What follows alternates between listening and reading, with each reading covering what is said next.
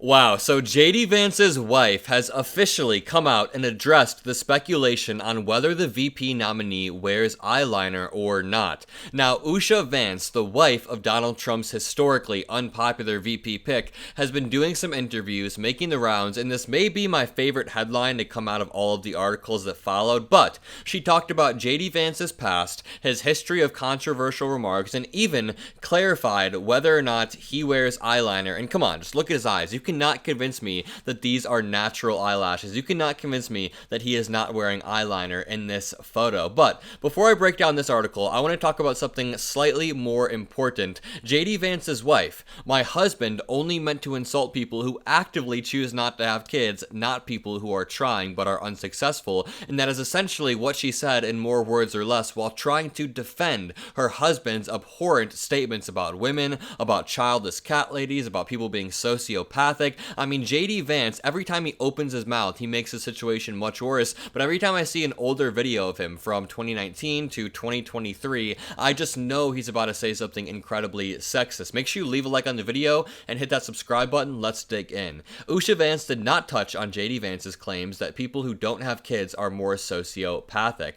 Usga Vance took a stab at defending JD Vance's childless cat ladies remark on Monday, saying in an interview that her husband, who has also said people without kids are more likely to be mentally unstable sociopaths, would never want to hurt people trying to have kids. The problem is just the heathens who actively choose not to have them, you see, says the person writing this article. Speaking to Fox News' Ainsley Earhart for a pre-recorded interview that aired this morning, this was a few days ago, the would-be second lady insisted the vice presidential candidate, quote, would never, ever want to say something to hurt someone who is trying to have a family. She then claimed that if people would take a moment to try to, quote, understand the context of her husband's comments and focus less on the, quote, three-word phrase, they would understand that he was simply arguing that, quote, it can be really hard to be a parent in this country, and sometimes our policies are designed in a way that make it even harder. I mean, that is an understatement. The Republican Party designs policies to intentionally make it harder to raise children, to make sure that children are hungry in schools, or that you don't have subsidized daycare, or that families are struggling. I mean, these are Republican policies. They don't care about the child after they are born. Apparently, it's a life when it's in the womb, but after that, who cares? But in the process of trying to defend JD Vance, it seems like Usga really made the situation worse. I mean, she's muddying the waters. She's trying to run defense while simultaneously claiming that JD Vance never actually said these things, but if he did say them, it would be okay. Here's the clip of Usga Vance. Offended or were hurt by that? Well, I think I would say, first of all, that JD absolutely at the time and today would never, ever, ever want to say something to hurt someone who was trying to have a family, who really, was struggling with that. And he made that clear at the time, and he's made that clear today. And we have lots of friends who have been in that position. It is challenging, and he has not made that clear. I mean, he's muddied the waters, he's basically doubled down, and then he decided to pivot and attack Tim Walz's military record. But the thing is, it's kind of sad because I've read articles, I've read reports that Usga Vance was somewhat liberal in the past. I mean, JD Vance used to be somewhat center-right, a never-Trumper. Of course, he changed, but Usga Vance apparently hated January 6th, was somewhat liberal and very, very accepting, and now it feels like she probably got shoehorned into this position. Who knows? Maybe she is actually far right or whatever. In fact, that's not actually what one takes away from the Ohio Senator's conversation with Tucker Carlson in 2021, only 3 years ago, during which he said, quote, we're effectively running this country by a bunch of childless cat ladies who are miserable at their own lives and the choices that they've made, and so they want to make the rest of the country miserable too. Vance then name-checked Kamala Harris, Pete Buttigieg, and AOC as being among the childless people who've turned our country,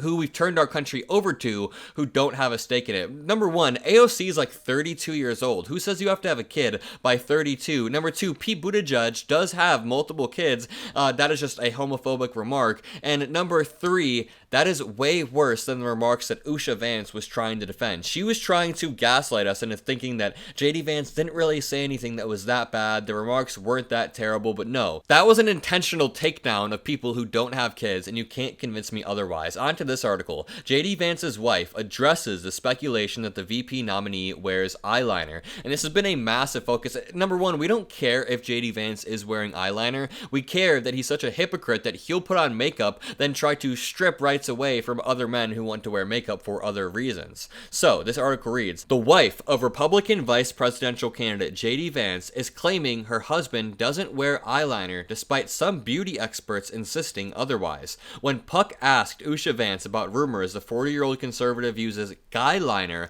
to draw attention to his baby blues, she told the online news outlet that his look is all natural. Leave a comment letting me know if you think that look is natural, and I want to hear from you guys. I really appreciate when you guys leave a comment. Quote, they're all natural, Usga Vance reportedly said in a written statement. I've always been jealous of those lashes. There has been much speculation about Vance's eyes since he became Donald Trump's running mate at last month's RNC in Milwaukee. Publications including Slate have taken a long, hard look into JD Vance's eyes, while the author of Slate's story expressed a, quote, gut feeling the VP nominee doesn't wear some sort of eye makeup. That sentiment hasn't been universal, particularly among people in the beauty industry. I can't believe it's up for debate, beauty partner Dana Amari Harrell said on social media. Yes, he wears eyeliner. Usga Vance met her husband while they were students at Yale Law School in the early 2010s. They got married in 2014. When Vance received the nomination to run with Trump last month, Usga introduced him with a comment about his looks, the one that didn't involve his striking lashes. It's funny because every single time Donald Trump is asked about whether he's happy he chose JD Vance, all he says is, well,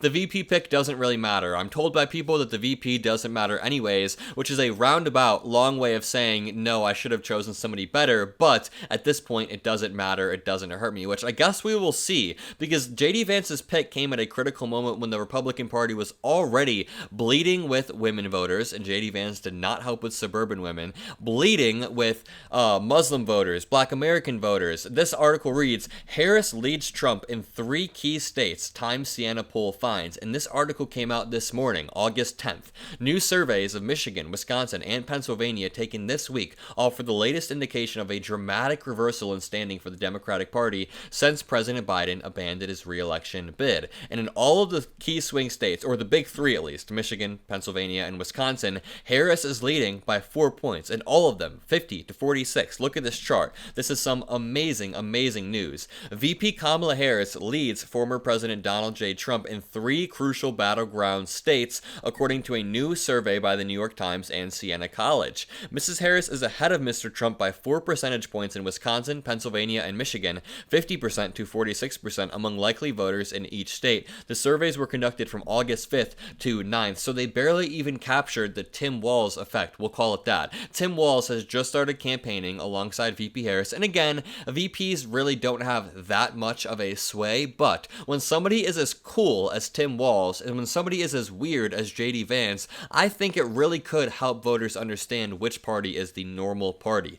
The polls, some of the first high-quality surveys in those states since Mr. Biden announced he would no longer run for re-election. Let me repeat that. These are some of the first high-quality surveys. These are some of the highest quality we have. We've maybe gotten 1 or 2 other high-quality surveys, but this is a big one. Come after nearly a year of surveys that showed either a tied contest or a slight lead for Mr. Trump over President Biden, and this is using the same methodology. It shows Harris up by 4 points. And again, all that matters is that we actually vote on November 5th. I don't want to instill a false sense of confidence in any of you. If you guys are watching this but you're not planning on voting, then what are you doing? The only thing that matters is the poll on November 5th. Are you going to show up and vote? On that note, I'm going to end this video. If you enjoyed it, make sure you leave a like, comment a blue heart, hit that subscribe button,